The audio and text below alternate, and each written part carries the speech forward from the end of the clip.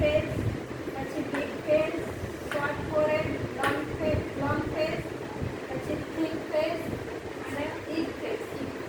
એટલે high forehead એટલે કે જેનું કપાળ મોટું હોય ને એ હાઈ ફોરહેડ. હા. અને રાઉન્ડ શેપ એટલે કે જેનો ચહેરો ખૂબ ગોળ હોય એ. અને બિગ શેપ એટલે કે જેનો ચહેરો એકદમ મોટો હોય. બિગ એટલે મોટો ને નાનો હોય તો એ. પછી શોર્ટ ફોરહેડ એટલે કે કપાળ જેનું નાનું હોય ને પછી લોંગ ફેસ એટલે કે લાંબો ચહેરો જેનો હોય એ. અને થિન ફેસ એટલે કે જેનો પતલો ચહેરો હોય. કપાળથી પતલું લાગે ખબર જોતા ચહેરો પતલો હોય તો કપાળ પતલું લાગે આપણને. અને થિક ફેસ એટલે કે ઊંડા આકારનો ચહેરો. ઊંડા આકારનો ચહેરો એમાં આઈબ્રો અલગ અલગ પ્રકારની શેપમાં હોય બધા. એટલે જો કે હાઈ ફોરહેડ જેનું હોય ને આ હાઈ ફોરહેડ જેનું હોય એને કેવી આઈબ્રો હોય કે ધનુષ આકારની આઈબ્રો હોય. એટલે આ રીતે આ શેપમાં આઈબ્રો થશે. પછી રાઉન્ડ ફેસ થશે જેનો એનો આ રીતેની આઈબ્રો થશે એંગલ આકારની. અને બિગ ફેસ હશે એને આ રીતે રાઉન્ડમાં થશે જેનો મોટો ચહેરો હોય ને મોટો ચહેરો. પછી શોર્ટ ફોરહેડ હોય ને એને કેવી રીતે થાય કે આમ સીધી બી થશે અને પછી વચ્ચેથી પાછી આમ બી થશે.